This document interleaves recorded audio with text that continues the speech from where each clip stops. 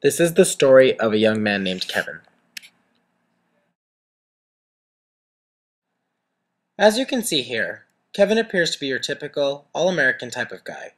He's a first-year graduate student at a prestigious university looking to obtain a PhD in literature, is kind, generous, hardworking, patriotic, and is almost the perfect example of the ideal American citizen. You see, Kevin is also a self-identified homosexual man who has been out since high school.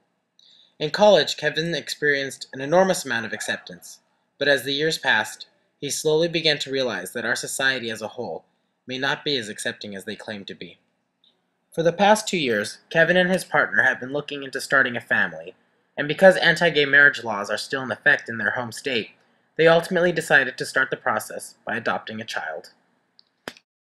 After months and months of fruitless discussions with both transnational and domestic adoption agencies, followed by a long period of extensive legal research, it became very clear that Kevin and his partner did not have nearly enough social support and money to continue pursuing the adoption process. Every door they knocked on was effectively slammed in their faces. In a final, desperate attempt to try to make the adoption process possible, Kevin has decided to seek out individuals who will be able to help him start the process of converting from a gay man to a straight man. In America today, heterosexual couples rarely experience the same difficulties during adoption as homosexual couples do, and as Kevin sees it, this transformation may be critical in proving to the agencies that he is worthy of being a parent.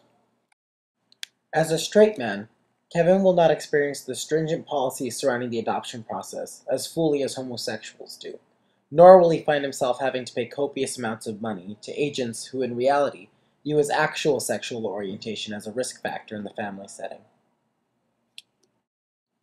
Throughout the past year, our cameras have been following Kevin's effort to seek out assistance for this undertaking. So far, he has written countless letters to family lawyers, religious education advisors, clergymen from various churches, and even internet personalities who have made careers out of advertising themselves as converted heterosexuals. One interaction that we were able to follow was a meeting with Reverend C. Lane, a local radical Christian who sat down with Kevin to discuss why he needed to become straight before starting a family.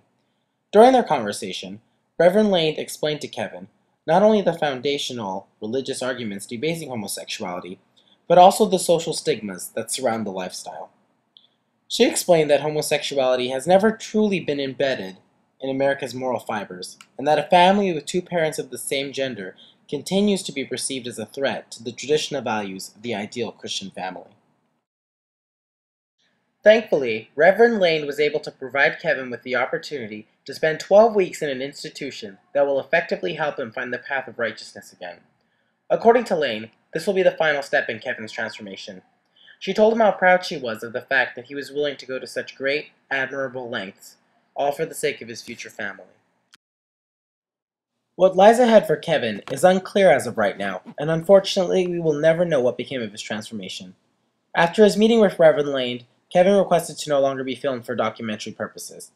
He asked that we leave him in peace to finish out his transformation.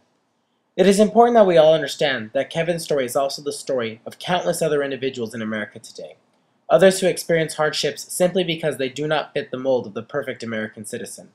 The question remaining is this: what degree of social reform is going to have to take place so that people like Kevin will be able to live their lives, their own lives, as equal citizens who have the right to pursue happiness?